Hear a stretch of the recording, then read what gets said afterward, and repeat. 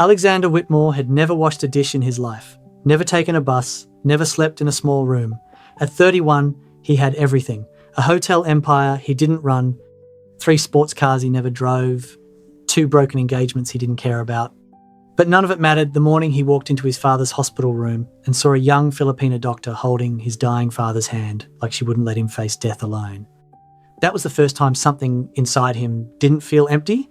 Her name was Maria Linaza, 29 years old, cardiologist, born in a barangay in Iloilo where the roads turned to mud when it rained and the electricity died when the wind blew hard. Her parents sold their only carabao when she was 18 to pay for her boat fare to Manila. She became a doctor through scholarships, double shifts, and a stubbornness that scared her professors. She wore a simple silver cross that had belonged to her grandmother. She did not know who the Whitmores were. She did not care. And that indifference hit Alexander harder than any rejection he had ever received. Alexander's father was dying of late-stage heart failure. The family had hired 3 specialists before Maria men who spoke to the family, not to the patient. Maria walked in, pulled a chair to the bedside, looked the old man in the eye, and asked him what he wanted. Not what the family wanted, what he wanted. The old man, who had not been treated like a person in decades, cried. Alexander watched from the corner of the room and felt something shift in his chest. He didn't know what it was yet. He only knew he had to see her again. If this story is already pulling you in, share it with someone who believes love crosses every line money tries to draw. Subscribe to Pinoy Spirit Chronicles and drop Pinoy in the comments. Now let us go back to that hospital room, because what happens next changed everything. Alexander started staying later than he needed to. He told himself it was for his father. It wasn't. He brought Maria coffee from the cafeteria on Monday. She thanked him without looking up from her chart. He brought it again on Tuesday. Same response. On Wednesday, he brought 2 cups and sat down across from her without asking. She looked up, not annoyed. Just tired. "You don't have to do this," she said. "I know," he said, "but I'm going to keep doing it until you tell me to stop." She almost smiled. Almost. For 3 weeks he watched her. She arrived before sunrise. She sat with his father during shifts that weren't hers. She didn't flatter the family. She didn't perform deference for the wealth in the room. She treated Alexander's father exactly like she would have treated a tricycle driver from Tondo. Full attention, full presence, no performance. Alexander had never seen anyone treat his father like a person, only like a Whitmore. And he realised, with a shame that burned, that he had never done it either. One morning, she finally asked him a question. Not about his money, not about his family. What do you actually do with your life? He opened his mouth to say he managed hotels. He stopped. The truth was uglier. He attended board meetings he didn't understand. He signed documents he didn't read. He once cried in his car outside a charity gala because he couldn't remember what he was supposed to feel. He looked at her in tired scrubs holding cheap hospital coffee and felt exposed. "I'm still figuring it out," he said. She studied him for a long moment. Then she nodded and went back to her chart. But she didn't tell him to leave. His father died on a Sunday morning in late October. Maria was holding one hand. Alexander held the other. His mother had stepped out for coffee. His sister hadn't made it from New York. In the silence after the last breath, Alexander felt the stone in his chest crack open. 31 years of money and distance and careful absence of real feelings spilled out. He didn't cry. He couldn't. He just sat there, holding a dead man's hand, feeling empty for the first time in his life. Maria didn't say, "Sorry for your loss." She didn't say the rehearsed sentences hospital staff are trained to say. She stood beside him in silence. Then she said, "Your father told me last week that he wished he had taught you how to be a man instead of how to inherit one." She picked up her chart and walked out. Alexander sat frozen, those words echoing inside him like a door slamming shut he hadn't known was open. He found her 2 hours later in the hospital chapel, sitting in the back pew, not praying dramatically, just sitting in the silence, the way Filipinos sit in chapels, when they need to be still between shifts. He sat 2 pews behind her, didn't speak. After 10 minutes, she turned around. "Are you all right?" she asked. Nobody had asked him that in his entire adult life. He opened his mouth to lie. Instead, he said, "No." She nodded. "Good, you're not supposed to be." They started having coffee after her shifts. Not dates, she made that clear, just coffee. She wanted to know who he was when he wasn't being a Whitmore. He wanted to know who she was when she wasn't being a doctor. He learnt about her family in Iloilo, the typhoons that destroyed her childhood home twice. Her father, a fisherman with hands so calloused he couldn't hold a pen properly anymore. She learned that he hadn't spoken to his sister in 2 years. That he hadn't slept through a full night since his father's diagnosis. She listened without ever telling him his problems were small. She just said, "You're carrying things you were never taught to put down." He carried that sentence with him for days. 6 months after the funeral, he asked her to dinner. A real dinner, not hospital coffee. She agreed on one condition: no restaurant where his family had a reserved table. He took her to a small Filipino restaurant in historic Filipino town. She laughed for the first time, actually laughed when he tried to pronounce salamat and mangled it completely. He didn't care. He had made her laugh. That sound became the only thing he wanted to hear for the rest of his life. His mother found out 3 weeks later. She summoned him to the Bel Air estate. She didn't yell. Whitmores never yelled. She simply explained that this relationship was not appropriate for someone in his position. She used the word problems 3 times in 5 minutes. Alexander listened in silence. Then he asked one question. "Did you ever love father?" His mother didn't answer. He left the estate and didn't come back. That night, he called Maria and told her what happened. She didn't say, "I'm sorry." She said, "Come over. I'll make adobo. It's terrible, but you'll pretend to like it." He did. It was terrible. He loved every bite. Maria was supposed to fly home to Iloilo in November for her father's 70th birthday. She had been saving for 2 years.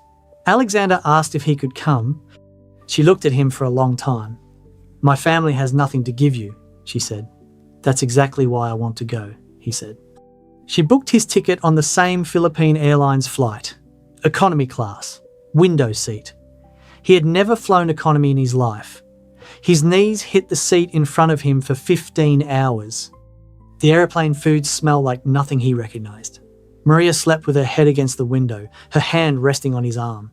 Somewhere over the Pacific Ocean, he realised he had spent 31 years surrounded by luxury and had never been this comfortable in his life. Iloilo was not what he expected. The taxi from the airport bounced along potholed roads for 3 hours. The house was small concrete with a tin roof. Chickens ran loose in the yard. Her father was sitting on a wooden bench fixing a fishing net when they pulled up. He stood when he saw them. His weathered face broke into a smile so warm Alexander felt his chest tighten. Maria's father didn't see a Whitmore. He just saw the man his daughter had brought home. He shook Alexander's hand with a grip that hurt. Alexander didn't pull away. Her family fed him for 3 days. They had so little but served him the best fish they had caught that week. Her mother insisted he sit at the head of the table even though he tried to refuse. Her younger brothers laughed until they cried when he tried to eat. Balut laughed harder when he nearly gagged. Her father took him out on the small fishing boat at 4 a.m. The water was black. The air smelled of salt and diesel. Her father taught him, in broken English, how to mend a torn net with hands that knew exactly what they were doing. Alexander couldn't remember the last time anyone had taught him anything with their hands. He kept making mistakes. Her father kept showing him again. No impatience, just repetition. Like he was worth the time. On the 4th day, the typhoon arrived. Maria had warned him. He hadn't understood. The sky turned the colour of a deep bruise. The wind started stripping leaves from the coconut trees. The rain came sideways, hard enough to sting skin. Her father's small house began to shake. Alexander felt panic rising in his throat, real panic. the kind that makes your hands shake. He reached for his phone to call for help, for a private car, for anything money could buy. Maria's mother looked at him, not with judgment, with pity. "No cars now," she said. "Only us." The family moved into action without a single argument. The brothers boarding up windows, the mother bringing emergency rice and water inside, her father directing everyone calmly. Like they had done this 100 times, because they had Alexander stood in the corner, useless, holding his phone like a talisman that had suddenly lost its power. He tried to help board a window and hammered his thumb. The pain was sharp and humiliating. One of the brothers took the hammer from him gently. "Later," he said. "Sit first." Alexander sat. For the first time in his life, he had no function, no title, no value. Just a body in a room, waiting for the storm. The typhoon raged for 2 days. The roof leaked in 3 places. The electricity died within the first hour. They sat in the dark by the light of a single battery lantern. Alexander listened to the wind scream against the tin roof, like it wanted to peel the house apart. He waited for panic, for someone to blame someone else, for the accusations that always came when things went wrong in his world. None came. Maria's mother handed him a rosary without asking if he was Catholic. He held it in hands that were still soft, still useless. He didn't know the words. But he listened to her family pray for their fishermen neighbours and for the people on the coast and for everyone whose roof was weaker than theirs. He had never heard anyone pray for people they didn't know. On the second night, the wind tore a hole in the roof above the kitchen. Rain poured in.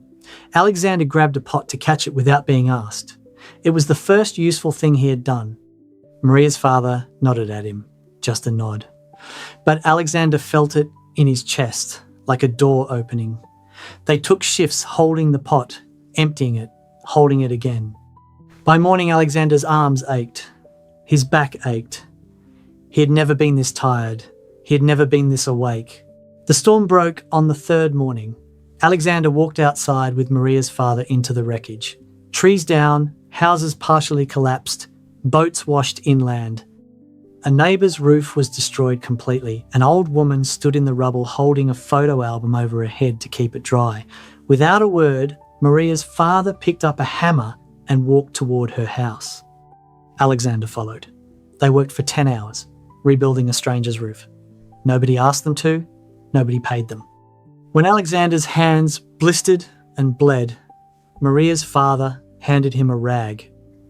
"Keep going," he said. "When one neighbour falls, we all fall, so we get up together." Alexander had never heard a sentence rearrange his entire life so quickly.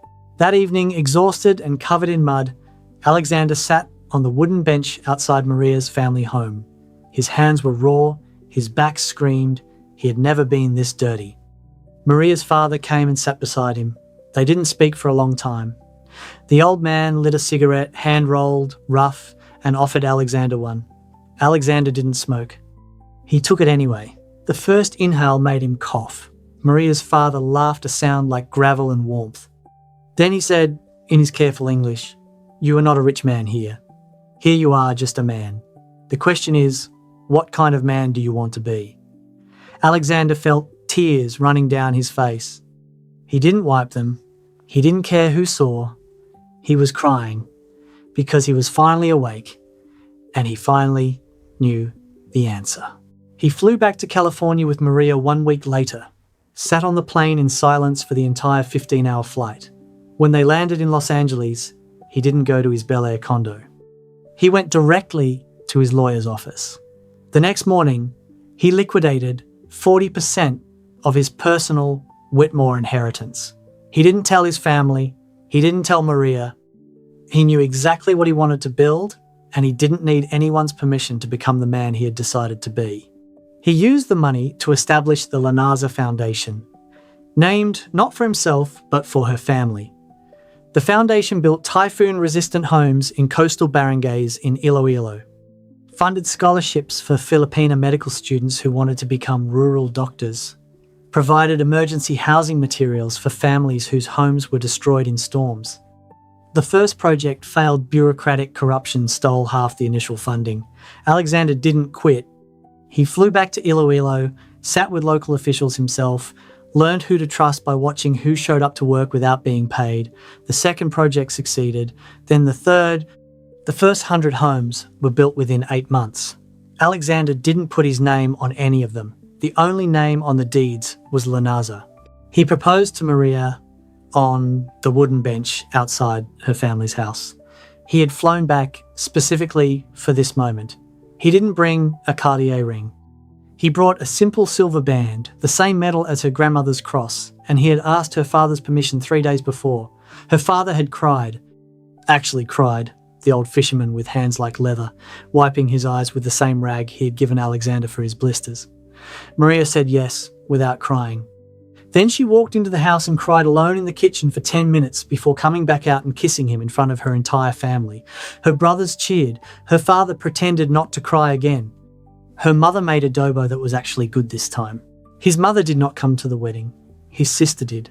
The wedding happened in Iloilo, in the small concrete chapel where Maria had been baptized. The whole barangay attended. Maria's father walked her down the aisle in his cleanest barong Tagalog, the same one he had worn to his own wedding 30 years before. Alexander wore a simple white barong his future father-in-law had given him as a wedding gift. There were no paparazzi, no press, no social media announcement. Just Filipino love declared in a small chapel in front of the people who had earned the right to witness it. Alexander's sister cried through the entire ceremony. She told him later she had never seen him look like himself before.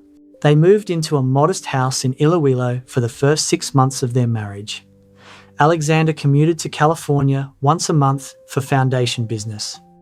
Maria worked part-time at the local hospital and trained 2 new young rural doctors using foundation funds. Her father taught Alexander how to fish properly, how to read the water, how to mend nets without wasting twine, how to be patient when the fish weren't biting. Her mother taught him how to cook adobo that didn't taste terrible.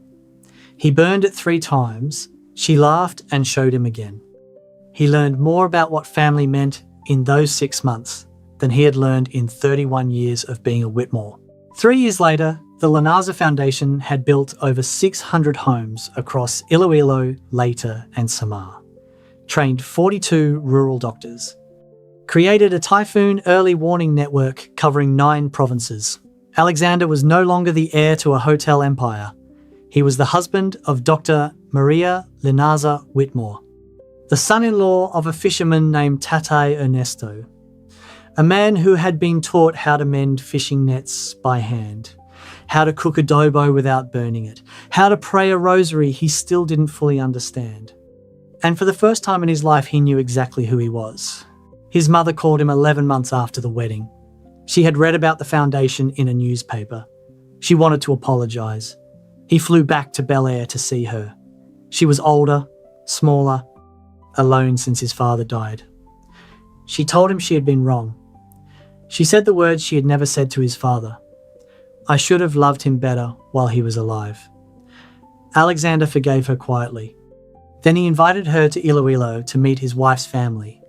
She came 2 months later. She cried when Maria's mother hugged her without speaking. She stayed for 2 weeks. By the end, she was sitting on the wooden bench with Maria's father, both drinking coffee, both understanding something neither could have explained to their younger selves. Alexander and Maria had their first child a year later, a daughter. They named her Caridad Love and Charity in Tagalog, named after Maria's grandmother, not after any Whitmore woman. The baby was baptized in the same small chapel where her parents had been married. Alexander's mother attended. She held Caridad in her arms and whispered something to the baby that Alexander couldn't hear. When he asked later, his mother just smiled. It was the first time he had seen that smile since he was a child. Alexander still wears the simple silver wedding band Maria's father blessed for him, still goes fishing with Tatay Ernesto every time he's in Iloilo, still doesn't know all the words to the rosary but prays it with her family every Sunday evening. The Whitmore Hotel empire is owned by his sister now, He doesn't miss any of it. He likes to tell anyone who asks that the richest man he ever met was a Filipino fisherman who taught him that wealth is what you build with your hands for people who cannot build it themselves. His mother passed away peacefully on her third visit to Iloilo. She had asked to be buried in the local Filipino cemetery, not in the Whitmore family mausoleum in Beverly Hills. Alexander honoured that wish. He visits her grave every month, brings flowers from Maria's mother's garden, sits for a while in the heat and humidity that would have once made him complain. He doesn't complain anymore. He just sits and remembers that the woman who once told him who he couldn't love ended up choosing to rest among the people she had tried to keep him from. What happened to the man who walked into that Beverly Hills hospital room 31 years old and emotionally bankrupt? He died in that hospital room the day his father died. The man who walked out into the rest of his life was someone the Whitmore family did not recognise and never fully accepted, but Alexander didn't need them to. He had been adopted by another family in a small fishing village in Iloilo, and that family had taught him exactly what he had been waiting his entire life to learn, that love is not inherited, love is built. With blistered hands, with patience, with the understanding that the person beside you is worth more than every dollar you were born with. This story is inspired by the millions of Filipinas who carry the weight of their families on educated shoulders, who become doctors and nurses and engineers across the world, who never forget where they came from, no matter how far they travel. They marry across oceans and class lines.